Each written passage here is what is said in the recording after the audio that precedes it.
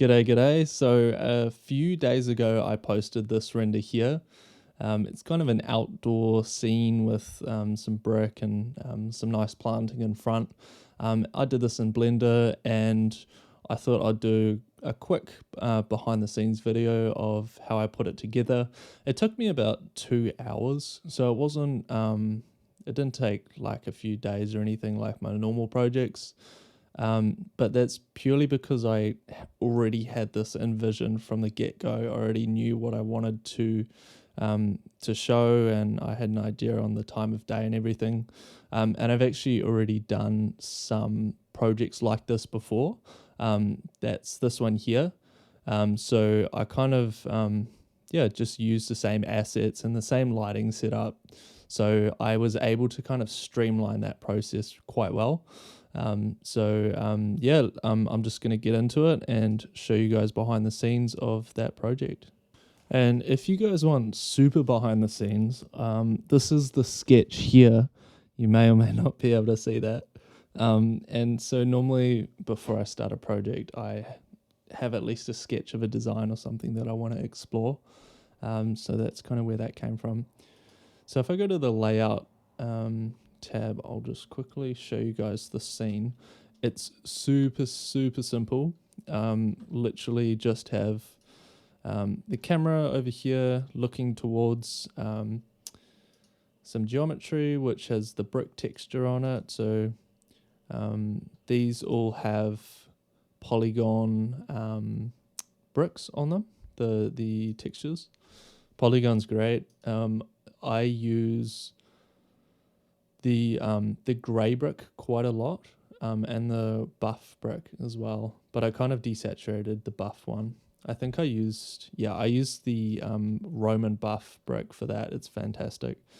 Although what you need to do when you apply it is you definitely want to subdivide it, your plane, just because then when you go and edit the displacement, that is kind of what allows you to have that beautiful kind of texture and kind of variation on the brick, and that's what really brings it to life.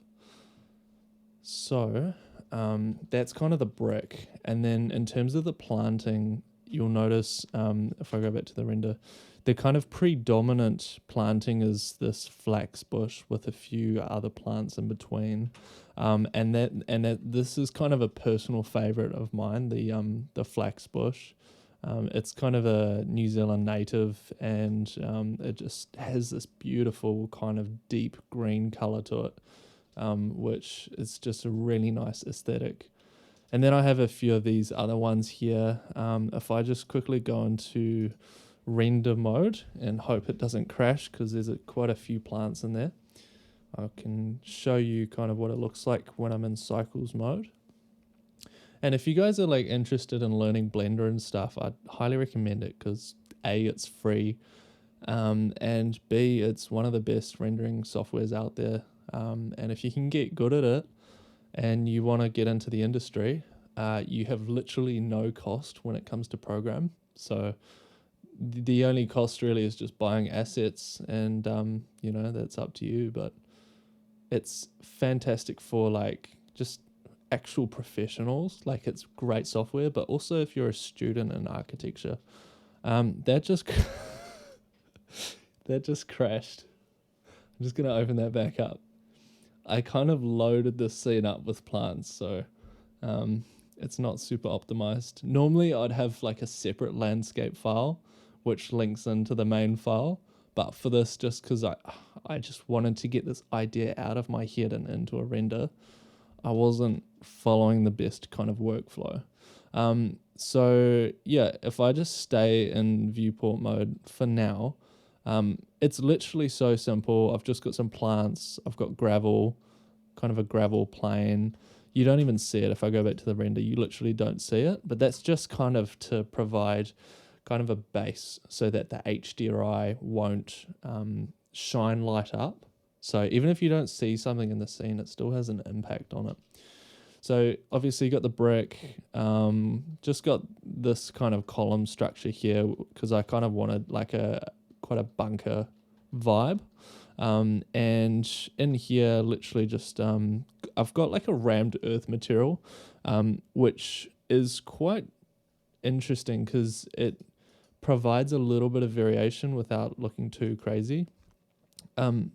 I don't really like using just normal white walls because I just find them kind of boring, and I always try to bring more character into the designs when I can, and normally that's with like rustic materials and stuff like that. So I normally use like a rammed earth material and then make it look like plaster. So it'd be like a nice Venetian plaster finish or something like that.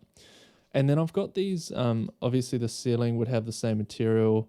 And then I've got these lights in here, and basically how I did that was I've just got like this bull. So I made these lights and then I duplicated them, turned those into a Boolean by just changing it to bounds mode, clicking on this, going into the modifier, making a Boolean, eyedropping the kind of cylinders that I made, and then moving this to a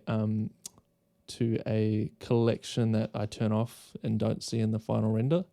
And what that means is that like you're not actually cutting into your ceiling permanently. Like if I wanted to move these lights, I could do that by selecting the Boolean and the lights. You may be thinking like, duh.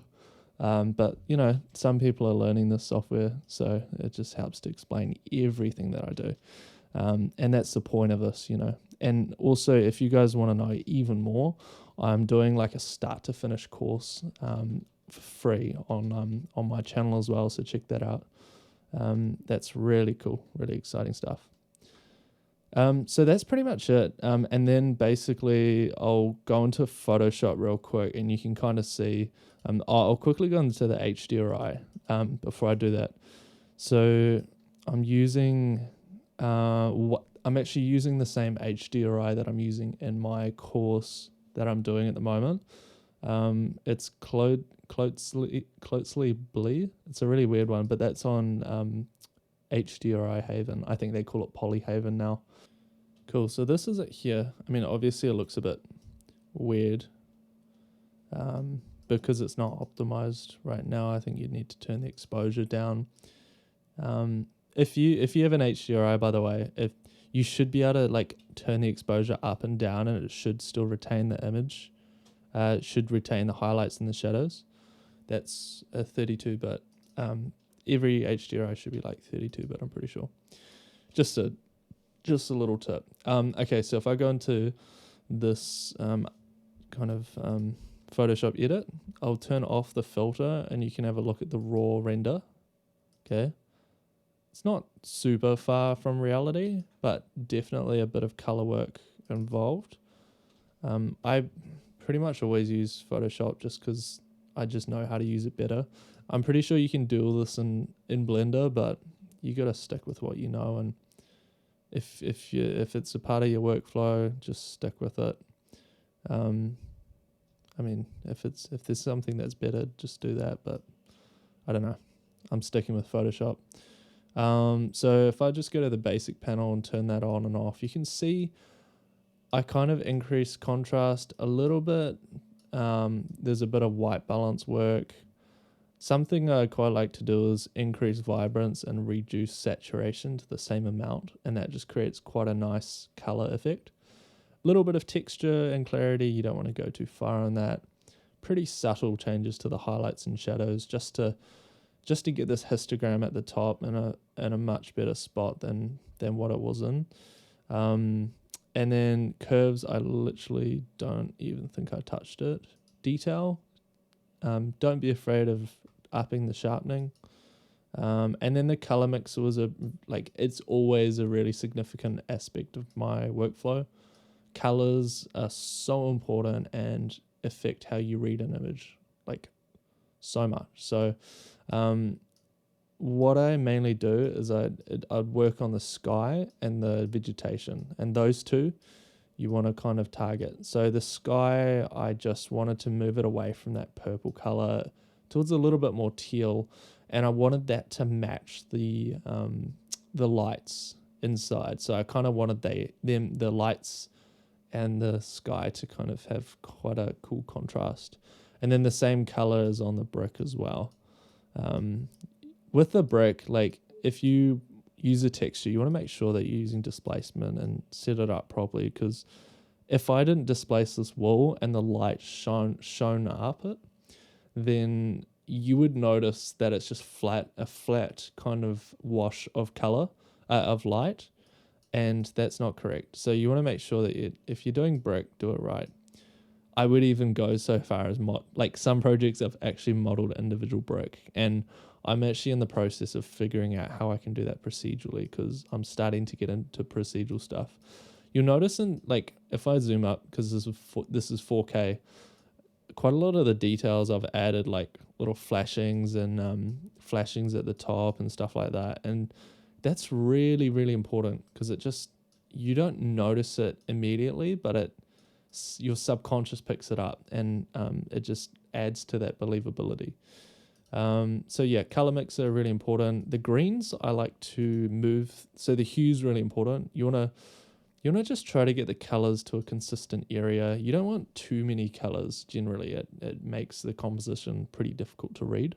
So you just want to find a way to move all the vegetation to one kind of tone of green, and then the sky to something that kind of works with that color, and then maybe one other color. Maybe it's a cladding, but you don't want too many colors. I typically just go 2 main colors, or even one sometimes. Geometry, I just typically go auto, effects. I love to use grain. So you think when you do rendering, you're like, no, like denoise, get rid of grain, all that kind of stuff, which is great. You should start with a render that's noise free, but I love to add noise back in, because it just creates that nice film effect, and I just froth over it, to be honest. So that's pretty much it. That's it. I mean, it was a pretty straightforward project. It's not too many moving bits and pieces, but hopefully this helps you guys to understand how I put a scene like this together. I actually just realized I haven't touched on the lighting. Outdoor lights, I have just scattered a few of these bad boys around. So that literally, if you look at my other behind the scenes, it's just the same thing. I just made a cylinder, offset the edge, added a material, like an emissive material, to the inside. And that material is just literally just a emission shader, 3000. It depends on your scene, just play around with the strength. And then a black body color node, which goes into that. And I just changed this to 2500K. For quite a nice warm tone, and literally I just scattered a few of those around, and that provides that really nice warm wash, and it also affects the plants, so it's just quite a cool ambience. And yeah, I would really recommend you guys just find something that inspires you and try to copy it, because that's actually how you learn. So try to find something that inspires you, copy it like 100%, and then change it into a direction that you want to create your own style in. So, I mean, to use a great analogy, like I learn music, and I love to make kind of house music and drum and bass and stuff. And I learned like the best way to learn is just to try to match a song that you love so much, and then to change it so you're not just copying it, right? But you're getting the same elements that you love so much, and then you can change it into whatever direction you like. So start with reference, get inspired, and then it'll just make it so much more enjoyable for you.